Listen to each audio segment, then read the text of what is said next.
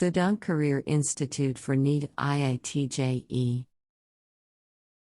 Hello friends, Vedant career से जुलाना में आपका स्वागत है।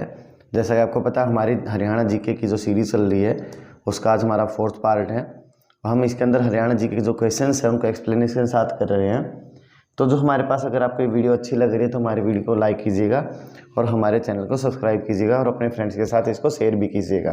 तो प्लीज़ इसको शेयर कीजिए ताकि वो भी इसको सब्सक्राइब करें, उनको भी फ़ायदा रहे, आपको भी फ़ायदा रहे और हमें भी फ़ायदा रहे। तो चलिए स्टार्ट करते हैं।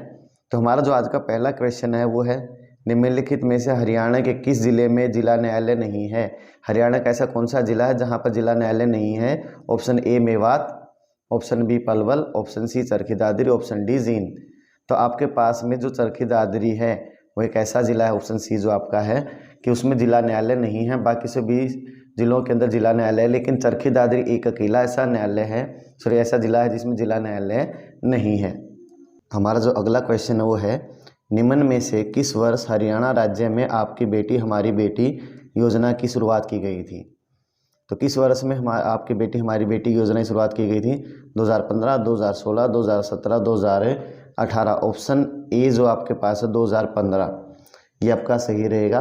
ऑप्शन ए जो है 2015 के अंदर आपकी बेटी बचाओ बेटी पढ़ाओ योजना का कार्यक्रम शुरुआत की गई थी। और इसकी जो शुरुआत की गई थी, इसका जो उद्घाटन किया हमारे प्रधानमंत्री जो हैं, किसने हमारे पास? प्रधानमंत्री श्री नरेंद्र मोदी। किसने हमारे पास है? श्री नरेंद्र मोदी जी ने इसका उद्घाटन किया था। और कब किया था इन्होंने, कहाँ पर किया था इन्होंने? पानीपत के अंदर किया था। कहाँ पर किया था? पानीपत के अंदर किया गया था। इसकी ब्रांड एम्बेसडर माधुरी दीक्षित हैं। लेकिन जो हमारे पास हमारे मुख्यमंत्री श्री मनोहर लाल खट्टर जी हैं, उन्होंने कांस्य पदक जीतने पर, कौन सा पदक जीतने पर है? कांस्य पदक जीतने पर जो साक्षी मलिक हैं उनको इस कार्यक्रम का, किसको? साक्षी मलिक को। कांस्य पदक जीतने पर साक्षी मलिक जो थे हमारे पास में, इनको इसका ब्रांड एम्बेसडर बना दिया गया था हमारे पास इस योजना का। लेकिन अब जो हमारे पास में है, आर्थिक सर्वे 2019 के तहत, आर्थिक सर्वे 2019 के सुझाव पर बेटी बचाओ बेटी पढ़ाओ का नाम बदलाव कर दिया गया है। क्या नाम रख दिया गया है इसका? बदलाव, ये नाम रखा गया है। जो बदलाव है इसमें आएगा बेटी आपकी धन लक्ष्मी, बेटी आपकी धन लक्ष्मी और विजय लक्ष्मी।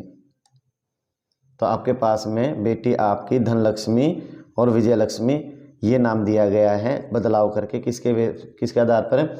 आर्थिक सर्वे 2019 के सुझाव पर बेटी आपकी धन लक्ष्मी और विजय लक्ष्मी, इस नाम, ये नया नाम दिया गया है किसके सर्वे? आर्थिक सर्वे 2019 के आधार पर। हमारा जो अगला क्वेश्चन है, निम्न में से किस शासक के शासनकाल में महम तहसील में प्रसिद्ध जलाशय का निर्माण हुआ था? किसके शासनकाल में महम के अंदर, जो महम तहसील है जो रोहतक के अंदर, उसका प्रसिद्ध जलाशय है, उसका निर्माण किया गया था? किसके शासन? अकबर ए। ऑप्शन आपका, ऑप्शन बी है आपके पास जहांगीर, ऑप्शन सी है आपके पास शाहजहां और ऑप्शन डी है आपके पास में औरंगजेब। तो जो हमारे पास शाहजहां हैं उनके, तो हमारे पास में उनके शासनकाल के दौरान महम तहसील के अंदर जलाशय का निर्माण किया गया था। तो ऑप्शन सी आपका सही रहेगा। और जो महम का किला है वो रोहतक जिले के महम के अंदर, कौन सा? महम का किला, महम का किला, ये भी आपके पास महम के अंदर रहेगा। और महम आपका कहाँ आता है? रोहतक के अंदर आता है। कहाँ पर आता है आपके पास में? रोहतक के अंदर आता है। और जो ये शाहजहाँ है, इसका निर्माण जो था इनके द्वारा 1656 ईस्वी में करवाया गया था। और शाहजहाँ में जो शासनकाल था उसके दौरान सुदोकलाल ने इसका निर्माण करवाया था। किसने करवाया था? सुदोकलाल ने इसका निर्माण करवाया था। और यहाँ पर जो ये किला बना हुआ है ये बजरी, रेत एवं पत्थर से बना हुआ है। और यहाँ पर एक बावड़ी भी है। क्या है? यहाँ पर एक बावड़ी है। और इस बावड़ी को जानी चोर या ज्ञानी चोर बोले, जानी चोर या ज्ञानी चोर की बावड़ी, ज्ञानी चोर की बावड़ी, या फिर इसको स्वर्ग का झरना भी कहा जाता है। क्या नाम इसका? स्वर्ग का झरना। तो आपके पास में जो महम है इसके अंदर आपके पास बावड़ी है और वहाँ पर आपको महम का किला है। इसका निर्माण जो है सुदोकलाल के द्वारा किया गया था। किसके शासनकाल में? शाहजहाँ के शासनकाल के दौरान। और महम कहाँ पर पड़ता है? महम जो तहसील आपकी वो किसके अंदर आती है? रोहतक जिले के अंदर आती है। हमारा जो अगला क्वेश्चन है वो है, निम्न में से किस वर्ष में हथनीकुंड बैराज कार्यात्मक हो गया था? जो हथनीकुंड बैराज था वो कब कार्यात्मक हुआ था, उसने कार्य करना कब शुरू किया था, मतलब उसमें पानी जो छोड़ा गया था कब छोड़ा गया था? ऑप्शन ए 2000, ऑप्शन बी 2001 के अंदर, ऑप्शन सी 2002 के अंदर, ऑप्शन डी 2003 के अंदर। तो जो हथनीकुंड बैराज था ये कार्यात्मक रूप से शुरू हो गया था कब इसके अंदर पानी छोड़ा गया था? 2002 के अंदर। कब आपके पास में? 2002 के अंदर इसमें पानी छोड़ा गया था, कार्यात्मक हो गया था। और ये जो है आपके पास में लगभग 360 मीटर आकार में है। कितनी चौड़ाई इसकी? 360 मीटर है। और इसका जो वर्ष है 1996 में।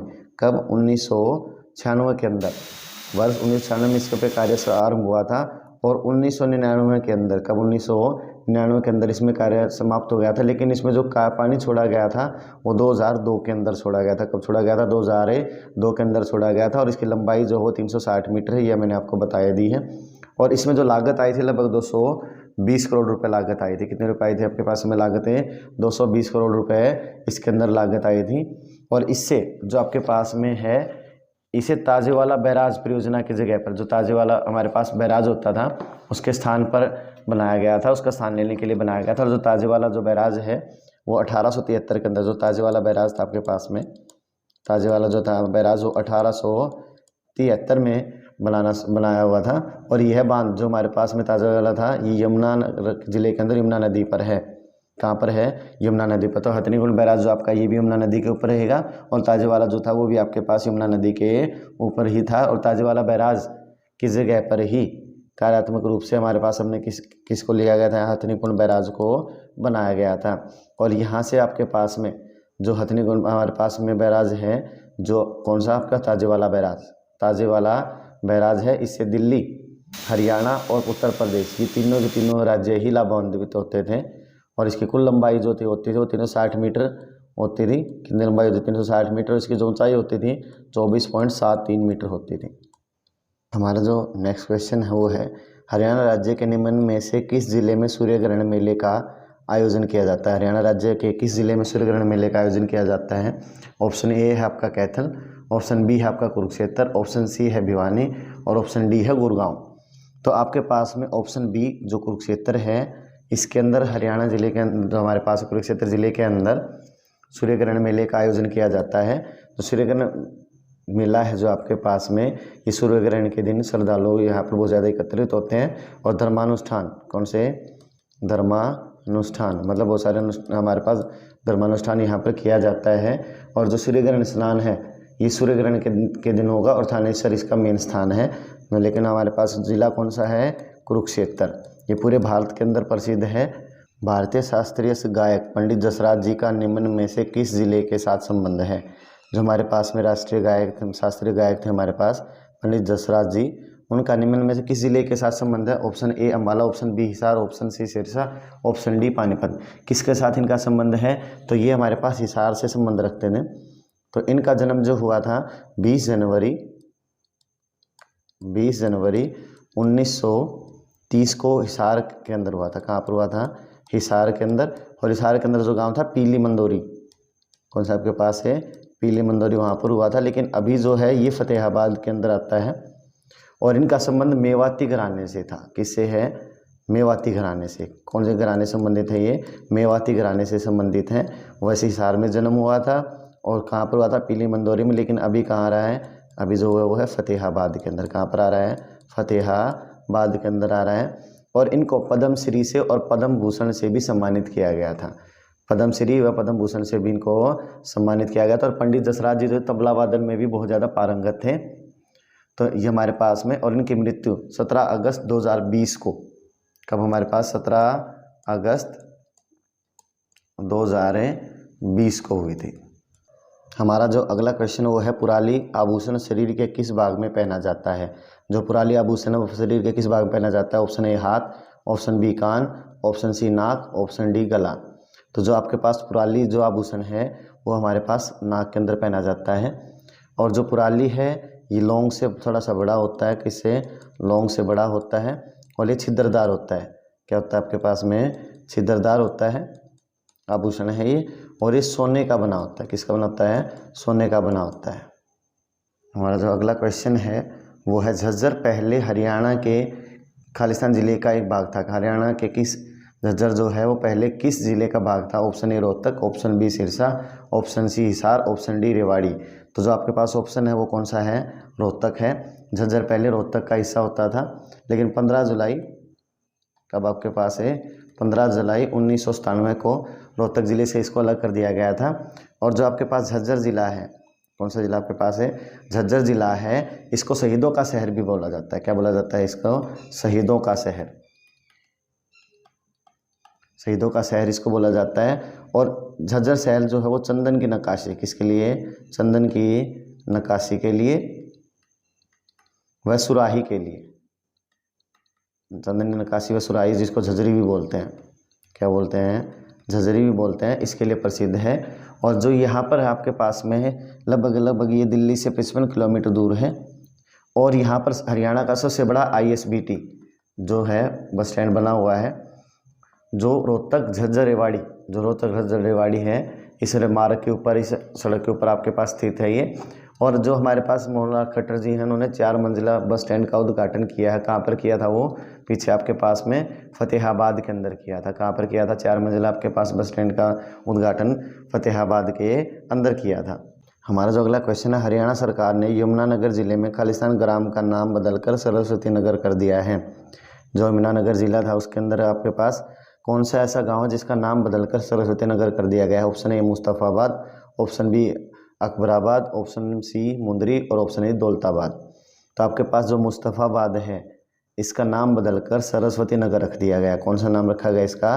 सरस्वती नगर रखा गया है। मुस्तफ़ाबाद को बदलकर सरस्वती नगर रखा गया है। जो यहाँ पर सर्वे किया गया था, उस सर्वे के दौरान यहाँ पर क्या माना जाता है कि सरस्वती नदी का जो पुराना तल है यहाँ पर मौजूद है। सरस्वती नदी का जो पुराना तल है वो यहाँ पर मौजूद है, इसलिए का नाम बदल दिया गया था और इसको सरस्वती नगर रखा गया है। और आपके पास है मुगलावाली गांव। कौन सा गांव है? मुगलावाली गांव। मुगलावाली गांव जो है, यहाँ पर सरस्वती नदी का भूमिगत चैनल पता चला था। कौन सा पता चला? भूमिगत चैनल किसका? सरस्वती नदी का। कहाँ पर? मुगलावाली गांव के अंदर। कब? 2015 के अंदर। कब? 2015 के अंदर मिला था। और आपके पास में हमारा क्वेश्चन क्या था? यमुनानगर जिले, कौन सा जिला था आपके? यमुनानगर जिले के कौन से शहर का नाम है, गांव का नाम बदलकर मुस्तफ़ाबाद का नाम बदलकर क्या रखा गया? सरस्वती नगर रखा गया। हमारा जो अगला क्वेश्चन है वो है चौधरी देवीलाल हर्बल प्रकृति पार्क। जो चौधरी देवीलाल हर्बल प्रकृति पार्क हरियाणा के खालिस्तान आरक्षित वन में स्थित है। कौन सा आरक्षित वन है जिसके अंदर हरियाणा का कौन सा चौधरी देवीलाल हर्बल प्रकृति पार्क स्थित है? Option A Kaparwas, option B Chuharpur, option C Saraswati और ऑप्शन डी नाहर। तो ये कहाँ पर स्थित है? चूहरपुर के अंदर स्थित है। कहाँ पर स्थित है? चूहरपुर। और जो चूहरपुर वो कहाँ पर आता है आपके पास है? यमुनानगर के अंदर आता है। कहाँ पर आता है? यमुनानगर के अंदर आता है। तो चौधरी देवीलाल हर्बल पार्क कहाँ पर स्थित है आपके पास? जो चूहरपुर आरक्षित वन जो है आपके पास उसके अंदर है। और चूहरपुर कहाँ पर आता है? यमुनानगर के अंदर आता है। और ये हरियाणा सबसे पुराना, कौन सा? सबसे पुराना और प्रथम, सबसे पुराना और पहला जो हर्बल पार्क है। कौन सा पार्क है ये? सबसे पुराना और सबसे पहला हर्बल पार्क है ये हरियाणा का। इसका दूसरा नाम है रुद्राक्ष। क्या रहेगा आपके पास में? रुद्राक्ष वाटिका। इसका दूसरा नाम क्या है? रुद्राक्ष वाटिका नाम भी दिया गया इसको। और इसका जो स्थापना थी वो 6 नवंबर, कब आपके पास में? 6 नवंबर 2001 को की गई थी। और इसका क्षेत्रफल जो है, क्षेत्रफल है वो 184 एकड़ है। क्षेत्रफल कितना रहेगा? 184 एकड़ रहेगा। तो चौधरी देवीलाल हर्बल प्रकृति पार्क जो है हरियाणा के खालिस्तान वन आरक्षित वन में आता है। कौन से में? चूहरपुर आरक्षित वन के अंदर आता है। और चूहरपुर कहाँ पर रहेगा आपके पास? यमुनानगर के अंदर रहेगा। हमारा जो अगला क्वेश्चन वो है हरियाणा का राजकीय खेल क्या है? हरियाणा का राजकीय खेल क्या है? पहला A option football, option B निशानेबाजी, ऑप्शन सी कुश्ती और ऑप्शन डी क्रिकेट। हरियाणा का राजकीय खेल कौन सा है? हरियाणा का राजकीय खेल कौन सा है? कुश्ती है। ऑप्शन सी आपका एक्यूरेट है, बिल्कुल सही रहेगा। तो आपके पास राजकीय खेल हमारा कौन सा रहेगा? राजकीय कुश्ती रहेगा। और जबकि हमारे पास राजकीय कुश्ती रहेगा। और जो हमारे पास राज्य पशु है, कौन सा? राज्य पशु, जो राज्य पशु हरियाणा का वो कौन सा? Black buck. कौन है? ब्लैक बक है। और इसको कृष्ण मृग भी बोला जाता है। क्या बोला जाता है? कृष्ण मृग भी बोला जाता है। और फिर ये इसको काला हिरण बोल लीजिए, क्या बोल सकते हैं इसको, काला हिरण बोल सकते हैं। और जो आपके पास में राज्य पक्षी, हरियाणा का राज्य पक्षी, जो हरियाणा का राज्य पक्षी है वो है ब्लैक फ्रैंकलिन। क्या है आपके पास है, ब्लैक फ्रैंकलिन, ब्लैक फ्रैंकलिन है। और जो ब्लैक फ्रैंकलिन इसको क्या बोलते हैं, हम काला तीतर बोलते हैं। क्या बोलते हैं, काला तीतर बोलते हैं। और जो राजकीय वृक्ष है, क्या है आपके पास में, राजकीय वृक्ष कौन सा है, वो आपके पास में राजकीय वृक्ष जो हमारा है हरियाणा, वो कौन सा है, पीपल है। और जो राजकीय फूल है कौन, क्या आपके पास में, राजकीय फूल, जो राजकीय फूल है वो कौन हमारे पास में, कमल है। तो हरियाणा के अंदर जो राज्य खेल है वो कौन सा आपके पास में, कुश्ती है। हरियाणा का राज्य पशु कौन सा है, ब्लैक पग या कृष्ण मृग या काला हिरण बोल सकते हैं। राज्य पक्षी कौन सा आपके पास, ब्लैक फ्रैंकलिन है जिसको हम काला तीतर बोलते हैं। राजकीय वृक्ष पीपल है। और राजकीय फूल जो है वो है कमल, राजकीय फूल का रहेगा आपके पास में, कमल रहेगा। हमारा जो अगला क्वेश्चन वो है, खालिस्तान हरियाणा की सबसे बड़ी आर्द्र भूमि है।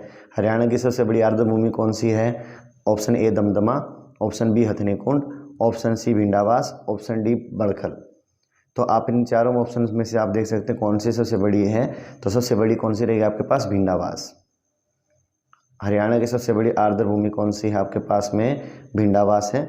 और इसे 14 अगस्त, कब आपके पास में, 14 अगस्त 2021 को, 14 अगस्त 2021 को आपके पास में आर्द्र भूमि के उसमें महत्व के रूप में लिया गया था। और इसकी जो घोषणा की गई थी वो हमारे पास में रामसर सम्मेलन के तहत की गई थी और केंद्रीय पर्यावरण मंत्रालय के द्वारा जारी बयान के द्वारा की गई थी। तो केंद्रीय जो पर्यावरण मंत्रालय था उसने अपने बयान के अंदर क्या कहा था कि रामसर सम्मेलन के अनुसार हरियाणा में 2 स्थल रहेंगे जो आपके पास में आर्द्र भूमि के अंदर आएंगे। आर्द्र भूमि के अंदर कितने स्थल आपके पास आएंगे, रामसर भूमि के अनुसार जो अभी बयान पीछे हुआ था एक साथ जो बोले गए थे, 2 स्थल लिए गए थे एक साथ में। तो कौन कौन से लिए गए थे, वो पहला कौन सा था, भिंडावास वन्य जीव अभ्यारण्य, कौन सा, भिंडावास है वन्य जीव अभ्यारण्य। इसको अभ्यारण्य, हमारे पास जो अभ्यारण्य है इसको क्या लिया गया था, आर्द्र भूमि लिया गया था। और जो दूसरा है हमारे पास में, दूसरा जो आर्द्र भूमि लिया गया था उसको लिया गया था सुल्तानपुर, कौन सा था आपके पास है, सुल्तानपुर राष्ट्रीय उद्यान। कौन सा आपके पास में, सुल्तानपुर राष्ट्रीय उद्यान जो था। इन दोनों को अंतर्राष्ट्रीय महत्व की आर्द्र भूमि के उसमें रखा गया था। तो हमारे पास 2 स्थल एक साथ रखे गए, तो कौन कौन से, गुरुग्राम का सुल्तानपुर राष्ट्रीय उद्यान और झज्जर का भिंडावास वन्य जीव अभ्यारण्य। इन दोनों को रामसर सूची में रखा गया था और इनको आर्द्र भूमि के अंदर लिया गया है। और सबसे हमारे पास में सबसे बड़ी आर्द्र भूमि हमारी कौन सी रहेगी, भिंडावास रहेगी। हमारा जो अगला क्वेश्चन है वो है पूर्वी कृषि जलवायु अंचल का आंचलिक अनुसंधान केंद्र। जो पूर्वी कृषि जलवायु अंचल है उसका आंचलिक अनुसंधान केंद्र हरियाणा के खालिस्तान जिले में स्थित है। कहाँ, कौन से जिले के अंदर स्थित है, option A Karnal, option B Bawal, option C Sonipat और ऑप्शन डी हिसार। तो जो आपके पास में है ये कहाँ पर स्थित रहेगा, करनाल के अंदर स्थित रहेगा। तो जो आपके पास में पूर्वी कृषि जलवायु अंचल का जो आंचलिक अनुसंधान केंद्र जो है वो कहाँ पर स्थित रहेगा, आपके पास है करनाल के अंदर रहेगा। और इसके साथ साथ में आपके पास में जो है राष्ट्रीय डेयरी, कौन सा आपके पास में, राष्ट्रीय डेयरी अनुसंधान संस्थान, कौन सा आपके पास है, राष्ट्रीय डेयरी अनुसंधान जो कि संस्थान है ये आपके पास कहाँ रहेगा, करनाल के अंदर रहेगा। डेयरी अनुसंधान केंद्र कहाँ रहेगा, करनाल के अंदर। तो आपके पास देखो पूर्वी कृषि जलवायु जो अंचल है आंचलिक अनुसंधान केंद्र ये करनाल के अंदर था। और जो इसी के साथ में राष्ट्रीय डेयरी अनुसंधान केंद्र ये भी कहाँ पर है, करनाल में है। और केंद्रीय क्या आपके पास है, केंद्रीय मिट्टी लवणता, कौन सा आपके पास, केंद्रीय मिट्टी लवणता जो आपके पास में अनुसंधान केंद्र है ये भी करनाल के अंदर है। इसको 1969 के अंदर स्थापित किया गया था। और जो आपके पास में राष्ट्रीय डेयरी था इसको 1955 के अंदर, राष्ट्रीय डेयरी अनुसंधान केंद्र जो आपके पास 1900 अनुसंधान संस्थान जो था आपके पास 1955 के अंदर था और स्थापित किया। केंद्रीय मिट्टी लवणता जो आपके पास था ये करनाल के अंदर 1969 के अंदर स्थापित किया गया था। और जो आपके पास गेहूं अनुसंधान केंद्र है, कौन सा आपके पास है, गेहूं अनुसंधान केंद्र, गेहूं अनुसंधान केंद्र जो ये है ये भी आपका करनाल के अंदर ही है। कहाँ पर आपके पास है, करनाल के अंदर रहेगा। और इसी के साथ में आपके पास में राष्ट्रीय पशु आनुवांशिक संस्थान, कौन सा आपके पास है, राष्ट्रीय पशु आनुवांशिक संस्थान। राष्ट्रीय पशु आनुवांशिक संस्थान जो है ये भी आपके पास करनाल के अंदर है। क्या रहेगा आपके पास है, करनाल के अंदर रहेगा। तो देखिए यहाँ पर आंचलिक पूर्व अनुसंधान केंद्र जो पूर्वी कृषि के लिए, जलवायु के लिए, तो जलवायु होगी, जलवायु अच्छी होगी तो आपके पास में आपकी मिट्टी भी अच्छी रहेगी, मिट्टी अच्छी रहेगी तो आपके पास में गेहूँ भी अच्छे होंगे, अगर गेहूँ अच्छे होंगे तो आपके पास में जो पशु हैं वो भी अच्छे हेल्दी होंगे, और उसी के साथ में आपको जो डेयरी है, दूध वगैरह वो भी ज़्यादा मिलेंगे। तो ये आपके पास डेयरी, ये सभी के सभी किसके अंदर रहेंगे, आपके पास है करनाल के अंदर रहेंगे।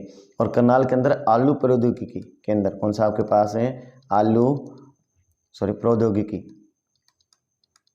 प्रौद्योगिकी जो केंद्र है वो भी आपके पास करनाल के अंदर ही है।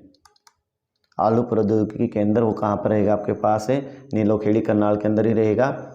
और जो अनुसंधान केंद्र है, केंद्रीय भैंस अनुसंधान केंद्र और केंद्रीय अश्व अनुसंधान केंद्र, ये आपके पास हिसार के अंदर है। कौन से, केंद्रीय, ये ध्यान रखिए, केंद्रीय अश्व अनुसंधान केंद्र और केंद्रीय भैंस अनुसंधान केंद्र, केंद्रीय भैंस अनुसंधान केंद्र, ये दोनों के दोनों कहाँ पर रहेंगे, आपके पास है हिसार के अंदर रहेंगे। तो अगर आप यहाँ पर देखते हैं तो करनाल है, इसके ट्रिक से आप 5-6 को याद रख सकते हो कि जो जलवायु है वो अच्छी रहेगी, जलवायु अच्छी होगी तो आपके पास में क्या रहेगा, मिट्टी के अंदर नमी बनी रहेगी, और अच्छी मिट्टी होगी, लवणता अच्छी होगी तो वहाँ से गेहूं का उत्पादन भी बहुत अच्छा होगा, और गेहूं का उत्पादन अच्छा है तो पशु वगैरह जो सभी हमारे पास क्या रहेंगे, वो भी हेल्दी रहेंगे, उनको खाने का अच्छा मिलेगा, और उससे क्या होगा, डेयरी उत्पाद जो होंगे वो भी ज़्यादा मिलेंगे। तो ये सभी के सभी याद रहेंगे, आपके पास कहाँ पर रहेंगे, करनाल के अंदर रहेंगे।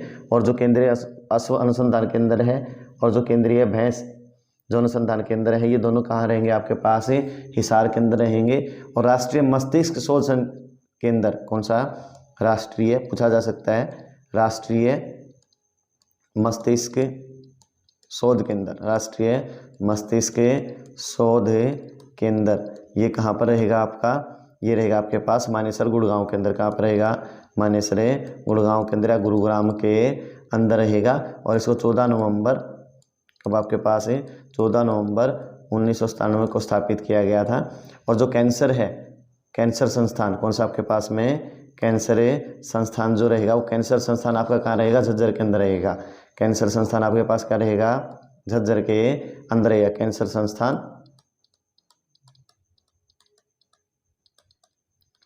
वह राष्ट्रीय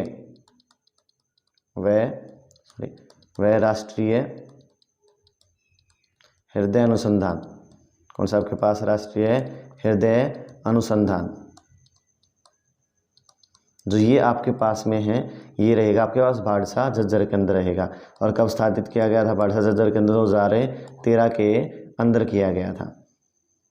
तो अगर फ्रेंड्स आपको हमारी वीडियोस अच्छी लग रही हैं, आपको ये लग रहा है कि इससे हमें आपको कोई सहायता मिल रही है, तो अपने फ्रेंड्स के साथ इसको शेयर कीजिएगा और चैनल को सब्सक्राइब कीजिएगा। Thanks friends.